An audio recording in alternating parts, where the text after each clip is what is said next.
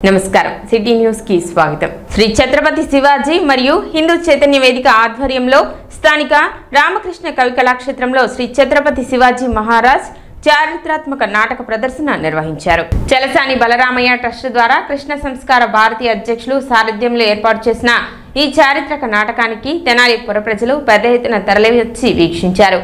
కార్యక్రమంలో ముఖ్య అతిథులుగా మాజీ మంత్రివర్యులు నన్నపనేని రాజకుమారి, సమితి గౌరవ అధ్యక్షులు టిఎల్ కాంతారావు, హిందూ చైతన్య వేదిక రాష్ట్ర అధ్యక్షులు పి వెంగళరావు, అవ్వార్ శ్రీనివాసరావు, పొట్టిమూర్తి శ్రీనివాస్, కాటూరి శ్రీనివాస్, శివాజీ స్మారక సమితి కార్యనిర్వాహక అధ్యక్షులు మైల హరికృష్ణ, హిందూ చైతన్య వేదిక రాష్ట్ర ఉపాధ్యక్షులు అంబటి మారుతీరామ్, హనుమత్ ప్రసాద్, రామరాజు, హనుమత్రావు, లింగాల రామారావు, హరివెంకట్, గణేష్ తదితరులు పాల్గొన్నారు।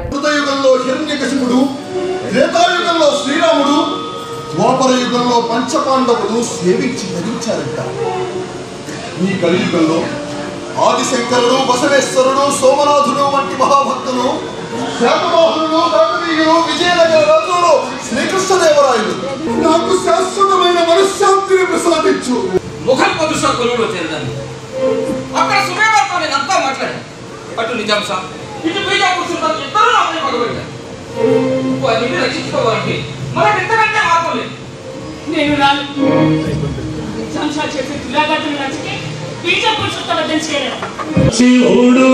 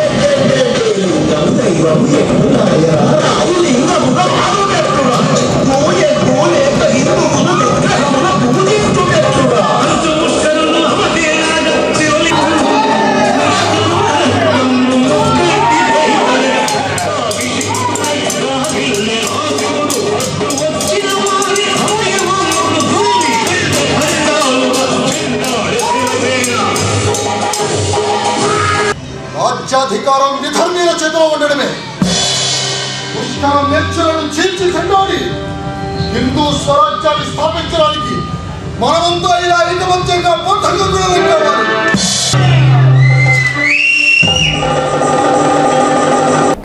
రాష్ట్ర ఉప ముఖ్యమంత్రి పవన్ కళ్యాణ్ నేతృత్వంలో ప్రభుత్వం నూతనంగా సినిమాకు పరిశ్రమ హోదా కల్పిస్తూ కాంప్రహెన్సివ్ ఫిలిం డెవలప్మెంట్ పాలసీని ప్రవేశపెట్టడం వలన సినీ పరిశ్రమకు మేలు జరుగుతుందని మా ఏపీ వ్యవస్థాపకులు, సినీ దర్శకులు దిలీప్ రాజా అభిప్రాయం వ్యక్తం చేశారు। జూన్ 1 నుండి పర్సెంటేజీ చెల్లించాలనే డిమాండ్ పై ఎగ్జిబిటర్లు తలపెట్టిన సినిమా బంద్ లేదని రాష్ట్ర సినిమాటోగ్రఫీ మంత్రి కందుల దుర్గేష్ నేడు ప్రకటించడం సంతోషదాయకమని ఆయన తెలిపారు।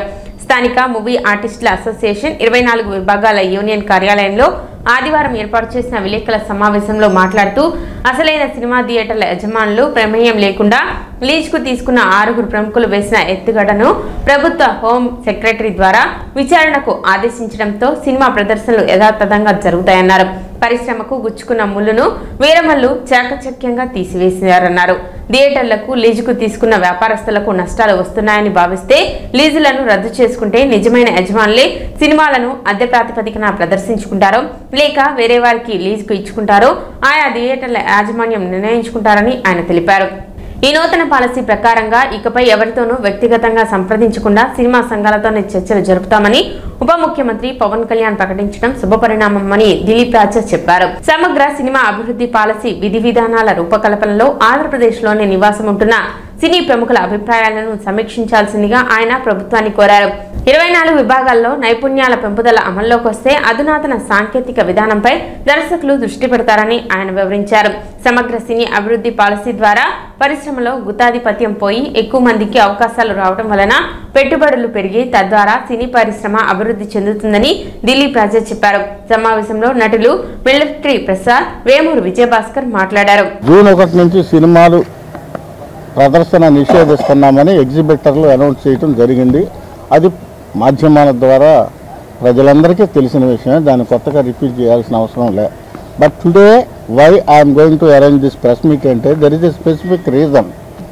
ప్రభుత్వం ఈ సినిమా పరిశ్రమ అభివృద్ధికి గౌరవ రాష్ట్ర ఉప ముఖ్యమంత్రి పవన్ కళ్యాణ్ గారి నేతృత్వంలో ఒక కొత్త పాలసీని ఇంట్రడ్యూస్ చేస్తున్నారు. అదేంటంటే కాంప్రహెన్సివ్ ఫిలిం డెవలప్మెంట్ పాలసీ. దీన్ని తెలుగులో ఏమంటారంటే సమగ్ర సినిమా అభివృద్ధి విధానము. జూన్ 1 నుంచి సినిమాలు ఆగటం లేదు.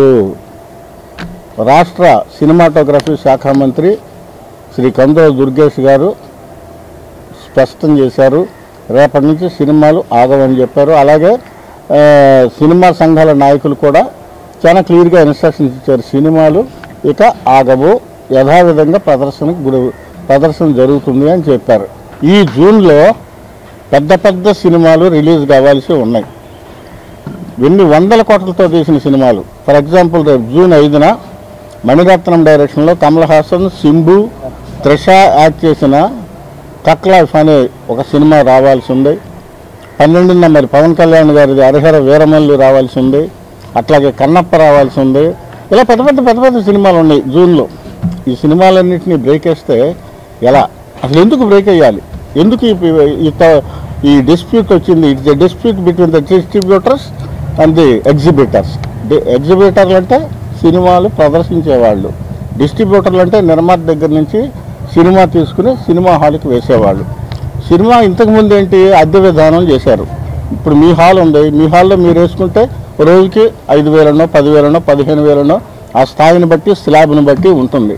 ఇప్పుడు వీళ్ళు ఏమన్నారు, ఎగ్జిబిటర్లు యూనియన్స్ ఎగ్జిబిటర్లు అట్లా కాదు, సినిమాలో పెట్టుబడి మాకు షేర్ ఇవ్వాలి అని చెప్పని అన్నారు. ఎక్కడి నుంచి తెచ్చిస్తారు షేర్?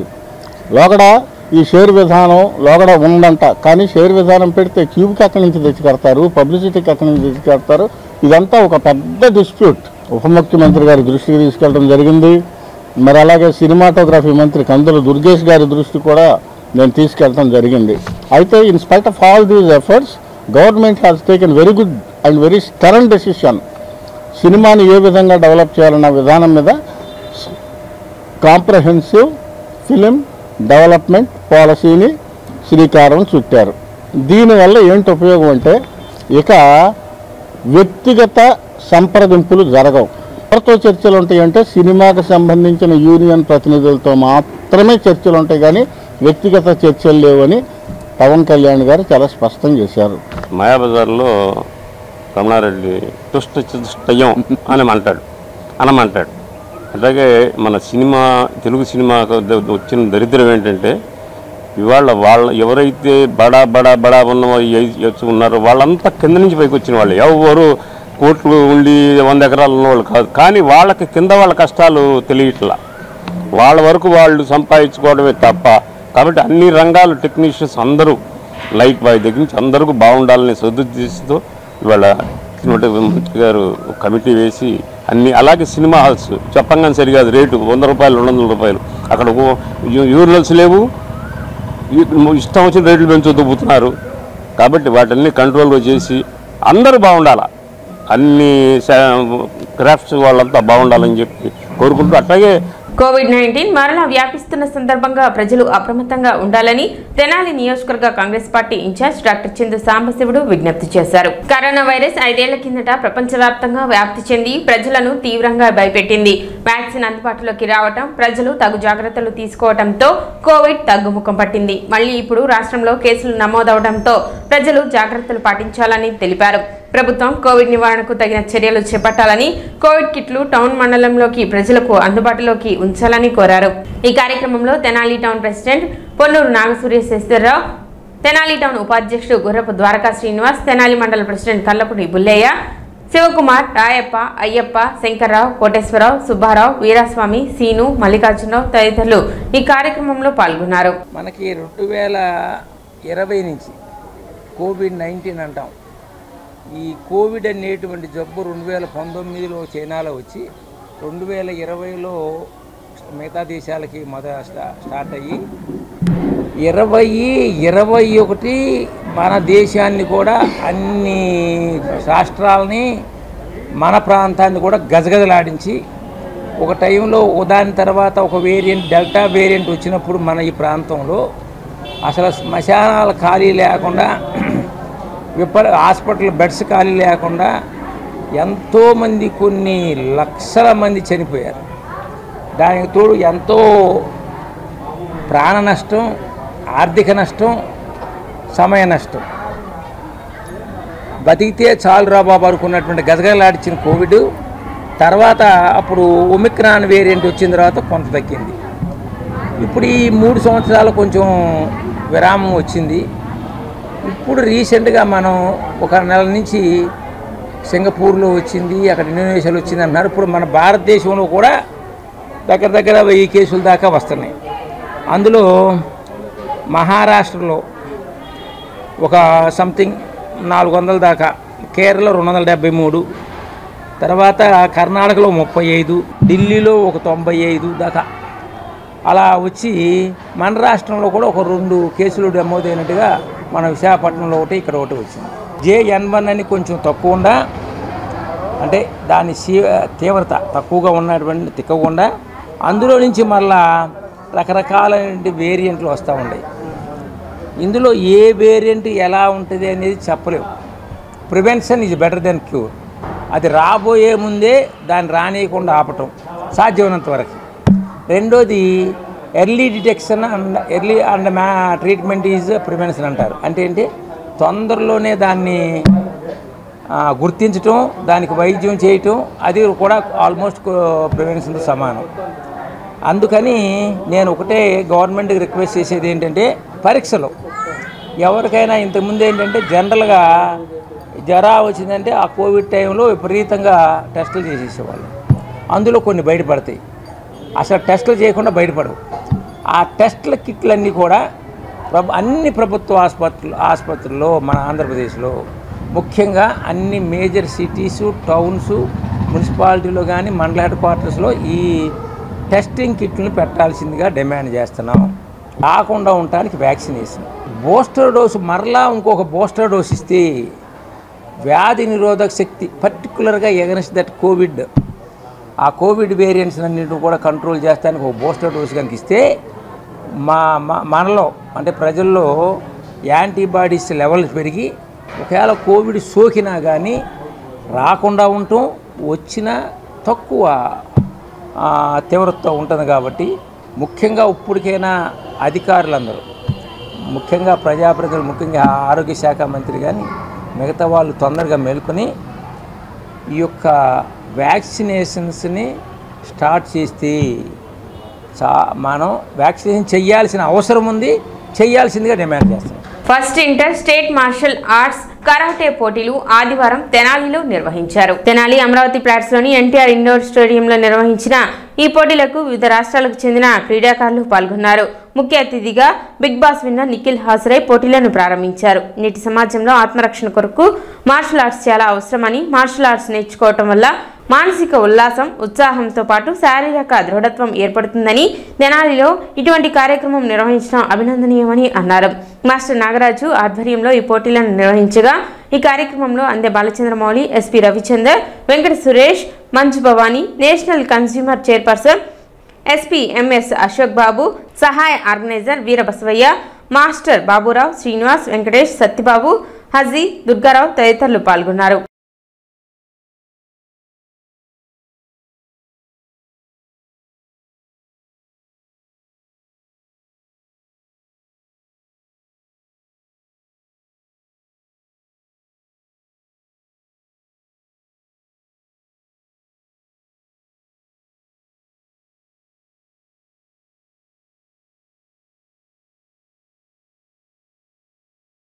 మొట్టమొదటి inter state open martial arts ఛాంపియన్షిప్ని ఈరోజు ఎన్టీఆర్ స్టేడియం తెనాలిలో నిర్వహిస్తూ ఉన్నారు. ఈ యొక్క ఛాంపియన్షిప్కి చీఫ్ ఆర్గనైజర్గా నాగరాజు భట్టు గారు ఈ యొక్క కార్యక్రమం నిర్వహిస్తూ ఉన్నారు. ఈ యొక్క కార్యక్రమానికి 3 రాష్ట్రాల నుంచి, తెలంగాణ, ఆంధ్రప్రదేశ్, చెన్నై రాష్ట్రాల నుంచి దాదాపుగా 600 పై విద్యార్థులు ఈ పోటీలో పాల్గొనడం జరిగింది. ఈ పోటీలు సాయంకాలం వరకు కొనసాగడం జరుగుతుంది. ఈ యొక్క ఈవెంట్లో కథ, కుమితి, టీమ్ కథ మరియు వెపన్స్ డెమోన్స్ట్రేషన్తో పాటు వివిధ కేటగిరీల్లో ఏజ్ అండర్ 14 ఇయర్స్, -12 ఇయర్స్, +16, అదేవిధంగా సీనియర్స్ 21 ఏజ్ కేటగిరీలో ఈ యొక్క పోటీలు నిర్వహిస్తారు. గెలుపొందిన విద్యార్థులకు గోల్డ్, సిల్వర్ మరియు బ్రాంజ్ మెడల్స్ తోటి పాటు అదేవిధంగా టీమ్ ట్రోఫీస్ కూడా నిర్వహించడం జరుగుతూ ఉంది. మేము విక్టరీ షోటోకాన్ నుంచి ఈ యొక్క ఛాంపియన్షిప్ని ఇక్కడ నిర్వహిస్తూ ఉన్నాం.